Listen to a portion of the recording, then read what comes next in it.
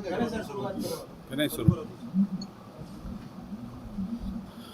नमस्कार सभी पत्रकार छायाकार साथियों को बलराज कुंडू की राम राम और आप सबका बहुत बहुत धन्यवाद, आभार व्यक्त करता हूं कि आप सब एक छोटे से मैसेज के प्रेस के निमंत्रण पर आप सभी साथी यहां पहुंचे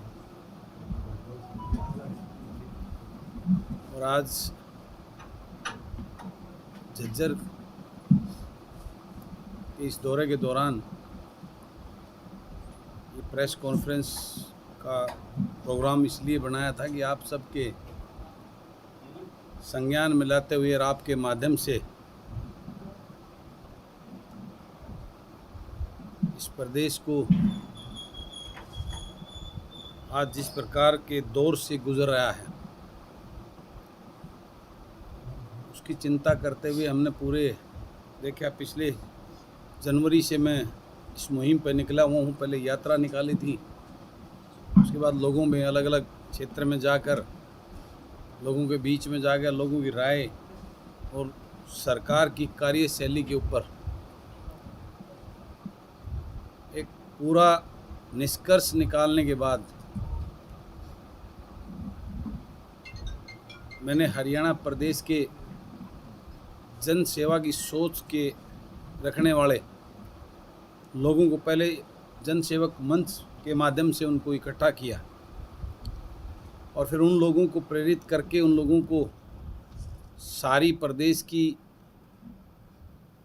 आज के हालातों पर चर्चा करते हुए उनको इस निष्कर्ष पर निकाला कि ऐसे दल की आज ज़रूरत है जो किसान, मजदूर, गरीब के उन दर्द को जानने वाला और उसके बीच का उसका बेटा बेटी जो पढ़ा लिखा हो और नई सोच का हो और जो राजनीति में जन सेवा की सोच लेकर आना चाहता हो। ऐसे युवाओं की भागीदारी राजनीति में बढ़ाकर इस प्रदेश की आज की लूट और झूठ की राजनीति को ख़त्म करने की मुहिम के तहत हमने हरियाणा जन सेवक पार्टी का गठन किया है। पिछले दिनों चंडीगढ़ में उसकी विधिवत रूप से उसके नाम रजिस्ट्रेशन होने के बाद घोषणा की थी और अब आने वाले 1 नवंबर को जींद में एक बड़ी रैली करके इस पार्टी का मैनिफेस्टो क्या होगा, ये पार्टी क्यों बनाई गई, इस पार्टी का रोड मैप क्या होगा और किस उद्देश्य को लेकर बनाई, वो सारी चीज़ें जनता के बीच में 1 नवंबर को जींद से आगाज़ करेंगे। और प्रदेश के युवा पढ़े लिखे जो ऊर्जावान किसान, मजदूर, गरीब के उन बेटा बेटी जो इस बात से वंचित रह जाते हैं, उनको कभी राजनीति में आगे बढ़ने का मौका नहीं मिलता, क्योंकि जितनी ये पार्टी और दल के नेता हैं वो अपने गुलाम और चाटुकारों को टिकट देकर विधानसभा और लोकसभा में लेके जाते हैं और जिसकी वजह से आज हालात ये बन गए हैं कि वो अपने प्रदेश के और अपने उन लोगों की जो वोट देकर उनको चुनते हैं, भेजते हैं, वो उनकी चिंता नहीं करते वहाँ जाकर। वो सिर्फ अपने नेताओं को और पार्टी को खुश करने की बातें वहाँ महज करते हैं और उसी का परिणाम है कि आज प्रदेश इस हालात में पहुँच गया है। मेरे पास अभी फ़ोन आ रहे हैं, बड़ी बड़ी खरीद की बात कर रहे हैं प्रदेश के कृषि मंत्री, उप मुख्यमंत्री, मंडियों के अंदर लोग लाइन लगा के बैठे हैं। बाजरे को जो है ना उसकी भी ख़राब नस्ल है, इसमें ये कमी है, उसको करके वो मजबूर होकर 700, 800 रुपये में कम में MSP से बेचने को मजबूर है। कहीं पोर्टल काम नहीं कर रहा है, कहीं उनको टोकन नहीं मिल रहा। इस प्रकार से किसान को कितनी बुरी तरीके से परेशान किया जा रहा है। ये सारी व्यथाएं आज स्कूलों में टीचर नहीं है, उनको बंद किया जा रहा है। हॉस्पिटल में डॉक्टर नहीं है, उनका बुरा हाल है। हर वर्ग आज पीड़ित और परेशान है। सरकार के अंदर आज हर कर्मचारी, चाहे वो कलरक हैं या और किसी विभाग के हैं ओपीएस को लेके सड़कों में बैठे हैं, अपनी पे के स्केल को लेके सड़कों में बैठे हैं, आशा वर्कर हैं, सभी पीटीआई हैं, टीचर हैं, लेक्चरर हैं, हर वर्ग आज प्रदेश का आज सड़कों पर आंदोलन कर रहा है। आज ऐसा लगता है जैसे जंगल राज हो गया, आए दिन मर्डर, लूट और आलम ये हो गया, नशे में चरम सीमा पे पहुंच गया है प्रदेश, युवा बेरोजगारी में नंबर 1 हो गया, भ्रष्टाचार में नंबर हो गया है, महंगाई में नंबर 1 हो गया। आज प्रदेश में हाहाकार मचा हुआ है, कहीं से कोई न्याय की कोई उम्मीद जो है ना, एक गरीब आदमी तो बिल्कुल छोड़ चुका है कि उसको कहीं से कोई न्याय मिल सकता है। आज प्रदेश का हर वर्ग का इंसान इस प्रदेश को जो है ना सत्ता से बेदखल करने की एक मन के अंदर दृढ़ संकल्प ले चुका है, और उस संकल्प में आज वो एक विडंबना में भी है कि वो इसको बजाकर लाएं किसको। ये भी एक बहुत बड़ी पीड़ा है। आज उनके सामने सिर्फ एक ही दल नज़र आता है, जिसलिए कांग्रेस की बात करते हैं, लेकिन लोगों को पता है, जब मैं उनसे बात करी, जो उनके बीच में गया, भाई ऐसा क्यों, तो कहते हैं और कोई दल नज़र नहीं आता। नहीं तो वही 9 साल पहले जिस कांग्रेस को इस प्रदेश के लोगों ने नकार कर, भाजपा जो बिल्कुल ही नहीं थी, उस भाजपा को एक उम्मीद के साथ लेके आए थे, लेकिन इस भाजपा ने इस 9 साल के कार्यकाल में उसी कांग्रेस को अच्छा करवाने का काम कर दिया। सारी सीमाएं लांघ दी इन्होंने, लूट और भ्रष्टाचार की इस प्रदेश को जाति पात के नाम पर और जहर घोलकर इसको बर्बाद करने के नाम पर आज लोग बड़ी पीड़ा और विडंबना में हैं। उन लोगों को एक नया विकल्प देने की सोच, उनके बेटों को, युवाओं को राजनीतिक प्लेटफार्म देने के लिए हमने इस दल का गठन किया, ऐसे लोगों ने मिलकर, और इस हरियाणा जन सेवक पार्टी के माध्यम से 1 नवंबर को इस हरियाणा प्रदेश के लोगों को एक नया विकल्प देने का काम करेंगे। और उसी के क्रम में आज झज्जर के अंदर ये लोग मेरे पास, भाई राजेश्वर, ये बेटी बचाओ एक बहुत अच्छी समिति काम कर रही है, जो गरीब लोगों के बीच में जाकर उनको जागरूक करती है। ये भाई मेरी उस पार्टी से प्रेरित होकर ये खुद मेरे पास जो है ना वहाँ गए, मेरे ऑफिस में मुझसे मिले, और ये कार्यक्रम आज मांगा। और आज आपने देखा, वो मीडिया के साथी वहाँ भी गए हुए थे, करीबन 200-250 महिलाओं ने और इन सभी पूरी टीम ने आज हरियाणा जन सेवक पार्टी को ज्वाइन करने का काम किया है। ये पूरी लिस्ट मैं आप सभी को शेयर करूँगा जो वहाँ हमने बनाई है उसकी। तो ये आज एक इस प्रकार से डे बाई डे चलन, जो लोग पीड़ित और परेशान हैं, इन दलों से के ठगे हुए लोग, वो आज हमारी पार्टी के अंदर जुड़ रहे हैं, और 1 नवंबर को बहुत भव्य रैली करके इस प्रदेश को एक नया विकल्प देंगे।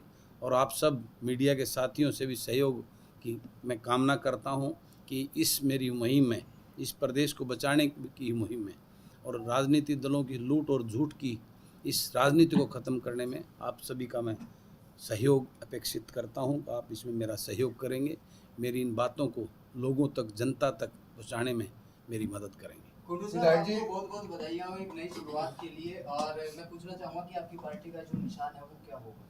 पार्टी का निशान ब्रदर, इसमें प्रोसेस होता है, पार्टी रजिस्टर्ड हुई है, अभी ऑनलाइन प्रोसेस किया है, वो आने वाले 2-1 महीने तक निशान मिल जाएगा। कितनी सीटों पर चुनाव लड़ेंगे? सभी पार्टियां कितनी सीटों पर लड़ने के लिए किसी पार्टी से गठबंधन? एक भाई, एक सवाल। सीटों पर चुनाव लड़ने के लिए सक्षम है पार्टी?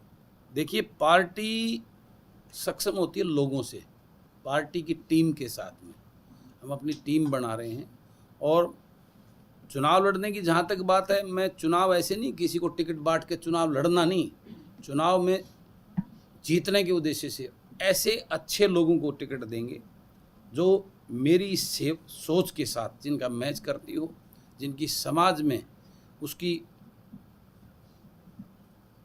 एक पहचान हो, उसका एक अपना वजूद हो, लोग उसको चाहते हों, ऐसे लोगों को हम उतारेंगे। ऐसे नहीं टिकट बांट नंबर्स के हिसाब से। मुझे अगर 10 लोग अच्छे मिलेंगे, ईमानदार सभी के और जन सेवा की सोच वाले, तो 10 को लड़ाऊंगा।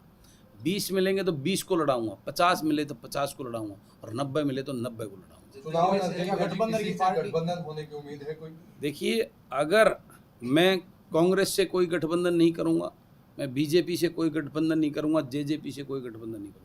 उसके अलावा हमारे मैनिफेस्टो के साथ मिलकर कोई पार्टी हमारे साथ कोई इस प्रकार का ऑफर आता है तो उस पर विचार करेंगे। चुनाव के बाद हो जाएगा क्या गठबंधन? जैसे जसपा ने भी कहा था कि भाजपा के खिलाफ वो लड़ेंगे, उसके बाद जैसे ही 10 सीटें आई तो वो कहीं ना कहीं भाजपा को सपोर्ट कर देखिए, तो बलराज कुंडू ये आश्वस्त करेंगे कि 5 या 6 सीट अगर उनकी आती है तो खरीद फरोख्त नहीं होगी उस तरह से जैसे जजपा आज सत्ता में है, तो बलराज कुंडू आश्वस्त करेंगे इस चीज को? बिल्कुल 100% आश्वस्त करेंगे। और मैं तो आपको एक बात कहता हूँ कि आप ये कैसे बोल रहे हैं कि मेरी 5-7 सीटें आएंगी, ये पर नहीं, मेरे को 90 लोग भी अच्छे लोगों की कमी नहीं है।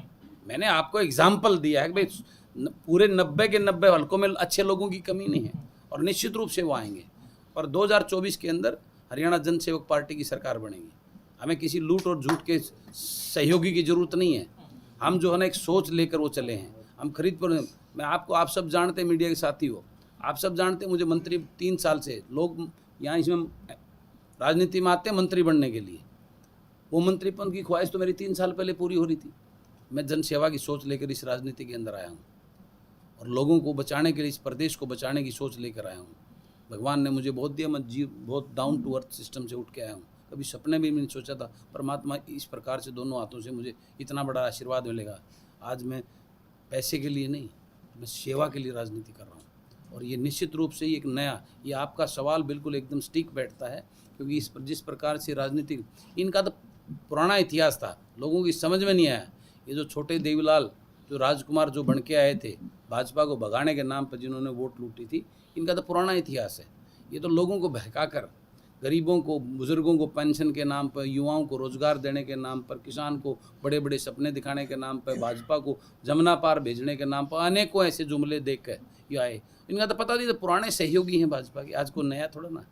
तो इनका तो पुराना इतिहास है, लेकिन लोगों को समझने में होगी, वो उन्होंने असली अगले दिन ही दिखा दी, वो 12 घंटे 24 घंटे में। तो इस प्रकार की सोच होना, आपका सवाल वो बनता है।